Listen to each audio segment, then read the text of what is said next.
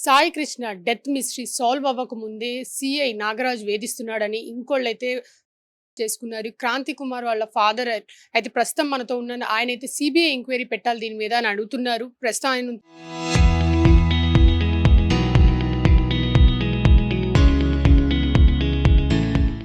మనతో ఉన్నారు. ఆయనతో మాట్లాడి ఇంకా మరిన్ని విషయాలు తెలుసుకుందాం. సో అసలు సిఐ నాగరాజు వేధించారని అయితే వీడియోలో చెప్పి మరి అసలు ఏం జరిగింది ఆ రోజు? అంటే 21వ తేదీన ఉదయం 10:30 గంటలకి మా ఇంటికి పోలీసులు వచ్చారు. 10:30 గంటలకి పోలీసులు వచ్చి సిఐ నాగరాజు గారు పిలుస్తున్నారు, నువ్వు బయలుదేరి రావాలి క్రాంతి కుమార్ అని ఇద్దరు పోలీసులు వచ్చి మాట్లాడటం జరిగింది. మీరు నన్ను అక్కడికి రమ్మంటున్నారు అని అంటే నేను రాను అని చెప్పి తలుపులు వేసుకున్నాడు. నువ్వు రాకపోయినా మేము అదే పని చేస్తాం అనే పద్ధతిలో మాట్లాడటంతో మనవాడు బెదిరిపోయి నా కొడుకు తాగాడు. అంటే గుళికల మందు తాగి ఆ గుళికల మందు 11:30 ప్రాంతంలో తాగాడు. 12:30కల్లా హెల్ప్ హాస్పిటల్కి తీసుకెళ్ళటం అనేది జరిగింది. ఆ తర్వాత సాయంత్రానికల్లా అతను మందు కక్కించినప్పటికీ కూడా అతను జరిగింది. అయితే ఈ విషయం ఇంట్లో ఇతను పిరికివాడు కాదు, బలవన్మరణం ఎందుకు పొందాల్సి వచ్చింది అనే మాకు విషయాలు తెలియవు. కానీ ఇతను ఏదో ఈ ఇంటర్నల్గా పోలీసులు వేధింపులంటే సహజంగా రౌడీ షీటర్ కాబట్టి ఆ కారణంగా ఇతను భయపడి ఉంటాడు, కొడతాడని. అంటే వారం వాళ్ళు అటెండ్ అవ్వట్లేదని దాంతో ఏమన్నా ఉందేమో అనుకుని మేము అనుకుని సాదాసీదాగా తీసుకున్నాం. అది మరి తర్వాత చూడడము, మట్టి చేయడము, ఆ తర్వాత ప్రార్థన పెట్టడము, ఆ తర్వాత మేము మా పనుల్లో నిమగ్నమై దినం కార్యక్రమాల్లో ఉండటం అనేది జరిగింది.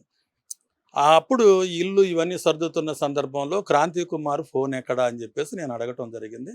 ఆ ఫోన్ తీసిన తర్వాత మేము చూస్తే ఆ ఫోన్లో సెల్ఫ్ వీడియో ఉంది. నేను సిఐ కృష్ణలంక నాగరాజు ఆయన వేధింపుల కారణంగా నేను కులంలో పుట్టడమేనా నేను చేసిన తప్పు అని చెప్పేసి అతను మాట్లాడటం. కాబట్టి అతను కారణమని పగడబందిగా చెప్పటం ఏదైతే ఉందో అది చూసిన తర్వాత కుటుంబ సభ్యులందరం కూడా కలిసి ఒక వారం రోజుల పాటు బాధపడుతూనే ఈ కేసుని ఏం చేయాలి అనే దగ్గర సిపి గారి దగ్గర మేము కంప్లైంట్ పెట్టడం అనేది జరిగింది. వాళ్ళు మళ్ళీ ఒక వారం టైం అడగటం అనేది జరిగింది. ఈ వారంలోగా అది ఎత్తుడు రావమనే పద్ధతిలో జరిగిందే తప్ప దానికి పరిష్కార మార్గం దొరకపోయేటప్పటికీ మళ్ళీ నేను ప్రైవేట్ కేసు వేయాలి అనేది నేను అనుకోవటం జరిగింది. దానికి కారణం ఏంటంటే నేను అంతకుముందు ఈ సాయి కృష్ణ అనే యువకుడు పట్ల మానవ హక్కుల సంఘాల వాళ్ళు ధర్నా చేసినప్పుడు అటు పోలీసులు కానీ ఇటు ప్రభుత్వం కానీ స్పందించకపోవడంతో రేపు నా బిడ్డ కూడా ఇదే జరుగుద్ది కదా అనే క్రమంలో నేను ప్రైవేట్ కేసుకి వెళ్దాం అనుకునే దానికి సిద్ధమయ్యాను.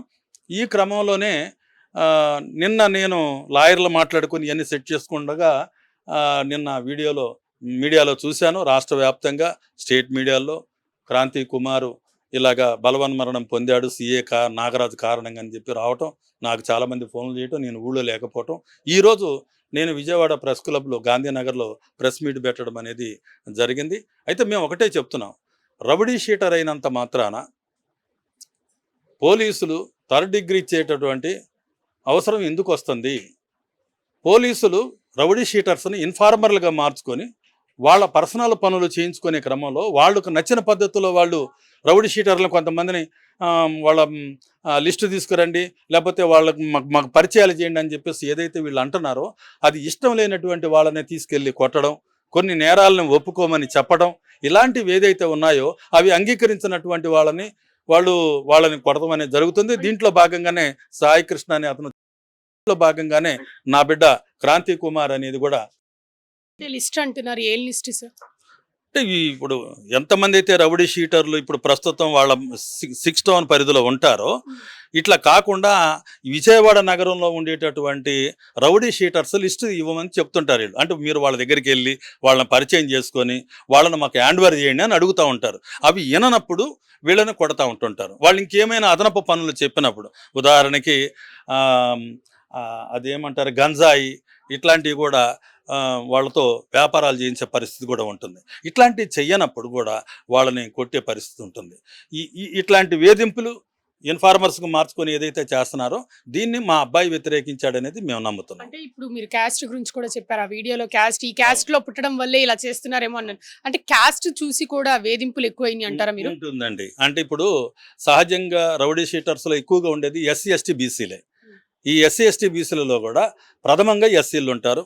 దీంట్లో మరి మా అబ్బాయి కులానికి చెందిన వ్యక్తి, మరి ముఖ్యంగా నేను ఏపీ ఎంఆర్పిఎస్ రాష్ట్ర అధ్యక్షులు, నా పేరు పేరుపోగు వెంకటేశ్వరరావు మాదిగ, ఒక సామాజిక ఉద్యమకారుణ్ణి, 40 సంవత్సరాలుగా సామాజిక ఉద్యమాల్లోనే ప్రజా సమస్యల కోసం పోరాటాలు చేస్తున్న వ్యక్తిని, మరి నా బిడ్డకే నా ఇంటి దాకా వచ్చి తలుపులు తట్టి మరణం వచ్చింది అని అంటే మరి సామాన్యుల పరిస్థితి ఏంటి అనే దగ్గర మేము ప్రభుత్వాన్ని అటు పోలీసులు కూడా మేము నిలదీస్తా ఉన్నాం. అంటే ఏదైనా పొలిటికల్ పార్టీ దగ్గరికి వెళ్ళి ఇష్యూ అంతా చెప్పడం జరిగింది, దాని తర్వాత 1 వీక్ కావాలని చెప్పి సిపి గారు అన్నారు, ఆ తర్వాత ఏదైనా ఇంటిమేషన్ పోలీసులు రాయబారం రావటం అనేది జరిగింది. ఈ క్రమంలో ఈ పోలీసులు వచ్చే క్రమంలో ఏంటంటే పోలీసుల మీద పోలీసులు అది ఒకళ్ళొకళ్ళు పరస్పరం సహకరించుకోవటమే తప్ప ఒకళ్ళ మీద ఒకళ్ళు కేసులు కట్టే పరిస్థితి లేదనేది నాకు అర్థమైంది. అంటే 6 టౌన్ సిఏ నాగరాజు గారికే స్పందనలో కేసు పెట్టినప్పుడు అక్కడికే పంపిస్తారు కాబట్టి వీళ్ళు సెటిల్ చేయరనే దాని మీద నేను అపనమ్మకంతో ప్రైవేట్ కేసుకి వెళ్ళాలనే అభిప్రాయానికి నేను ఏర్పడ్డాను. ఇప్పటికే సాయి కృష్ణ కేసులో ఎఫ్ఐఆర్ ఈ రోజు మార్నింగ్ అయితే ఫైల్ చేశారు. అంటే మీ అబ్బాయి కేసులో ఏం చేయాలని మీరు కోరుకుంటున్నారు? సిబిఐ విచారణ జరిపించాలి. ఎస్సీ ఎస్టీ యాక్ట్ కింద ఎటువంటి పరిస్థితుల్లో కూడా అది ఆ చట్టాన్ని ఇంప్లిమెంట్ చేయాలి. ఖచ్చితంగా ఇతను బాధితులు ఎంతమంది అయితే ఉన్నారు ఇప్పుడు వరుస పెట్టి వస్తూ ఉన్నారు. అంటే ఆ బాధితులందరూ లిస్టు తీసుకొని గౌరవ ముఖ్యమంత్రి నారా చంద్రబాబు నాయుడు గారు తక్షణమే స్పందించి ఈ విషయం పైన నాగరాజుని సస్పెండ్ చేయటం ఒకటే కదా, రిమూవ్ చేయాల్సినటువంటి అవసరం ఉంది. అదేవిధంగా ఎవరైతే ఇట్లాంటి వాళ్ళని కొడుతున్నారు వాళ్ళందరి మీద కూడా ఛార్జ్ షీట్ ఓపెన్ చేయాల్సినటువంటి అవసరం ఉంది, చర్యలు తీసుకోవాల్సినటువంటి అవసరం ఉందని తెలియజేస్తున్నాం. అదే సందర్భంలో పవన్ కళ్యాణ్ గారు కూడా మాట్లాడాలి, ప్రతిపక్ష నేత జగన్మోహన్ రెడ్డి గారు కూడా ఖచ్చితంగా ఈ విషయం మీద స్పందించాలని చెప్పేసి మేము అడుగుతా ఉన్నాం. అయితే చంద్రబాబు నాయుడు గారి మీద నాకు ఒక నమ్మకం ఉంది. మాదిగలంతా తెలుగుదేశం పార్టీకి అండగా నిలబడి కూటమి ప్రభుత్వాన్ని గెలిపించారు కాబట్టి ఖచ్చితంగా మాదిగలకు జరిగిన అన్యాయం విషయంలో మరి ముఖ్యంగా ఎంఆర్పిఎస్ ఉద్యమ నాయకుడైన నేను నా బిడ్డ పట్ల ముఖ్యమంత్రి వెంటనే స్పందించి క్రాంతి కుమార్ కుటుంబానికి సామాజిక న్యాయం చేయాలి అని చెప్పేసి నేను అడుగుతాను. అంటే ఇప్పుడు జనరల్ గా నిన్న జగన్మోహన్ రెడ్డి గారు అయితే సాయి కృష్ణ వాళ్ళ ఇంటికి వెళ్ళారు, వాళ్ళ ఫ్యామిలీని అంతా కలవడానికి వెళ్ళారు. ఇప్పుడు ఆయన వెళ్ళి కలవడానికి వెళ్ళినా కూడా టీడీపీ రూలింగ్ పార్టీలో ఉన్న టీడీపీ దీన్ని కావాలని రాజకీయాలు చేస్తున్నారు, నార్మల్ గా జరిగిందని రాజకీయాల్లోకి ఎందుకు లాగుతున్నారు, సాయి కృష్ణ ఉన్నాడో లేడో తెలియదు కానీ ఇలా జరగడం మాకు ఇదిగా ఉంది, బట్ అనవసరంగా రాజకీయాల్లోకి లాగొద్దు అంటున్నాడు. దీని గురించి అంటే ప్రజాస్వామ్య దేశంలో రాజకీయ పార్టీలే రూలింగ్ చేస్తూ ఉంటాయి అనేక సమస్యలు వచ్చినప్పుడు. అది రాజకీయాలు అనుకోవాల్సినటువంటి అవసరం లేదు. ఒక మానవ ప్రాణాన్ని బహిరంగంగా నిర్దాక్షిణ్యంగా నిరంకుశంగా మానవ మృగాల పట్ల చర్యలు తీసుకునే విషయంలో ఏ రాజకీయ పార్టీ వాళ్ళు వెళ్ళినా కూడా రాజకీయాలకు అతీతంగా చూడాల్సిన అవసరం అయితే ఖచ్చితంగా ఉంది. అంటే చాలా మందిని కూడా ఇలానే చేశారని చాలా మంది బయటకు వస్తున్నారు, మమ్మల్ని కూడా ఇలా టార్చర్ పెట్టేవాళ్ళు, ఇలా 3rd డిగ్రీ చేసేవాళ్ళు అని చెప్పి. అసలు ఇప్పటికీ ఇలాంటి కంప్లైంట్స్ మీరు విన్నారు? మీరు అంటే ఇప్పుడు నిన్న ఉదాహరణకి ఏంటి అణగారిన కులాల పట్లే ఇప్పుడు ఆయన కాపు కులానికి చెందిన వ్యక్తి సిఐ నాగరాజు గారు, అదే సమయంలో రౌడీ షీటర్స్ అంటే వాళ్ళు ఏ కులమైనా వాళ్ళు చెప్పిన మాట వినాలనేది ఒకటి చూస్తారు. ప్రధానంగా ఎస్సీ ఎస్టీ బీసీలను చూస్తారు. ఇందులో ఒక ఎస్సీ కులానికి చెందిన వ్యక్తి తన పట్ల కుల వివక్షత చూపిస్తున్నారని, తననే 10 సార్లు వేధిస్తున్నారని, 3 నెలలుగా తన మీద వేధింపు చేస్తున్నారని చాలా స్పష్టంగా చెప్పాడు ఆయన.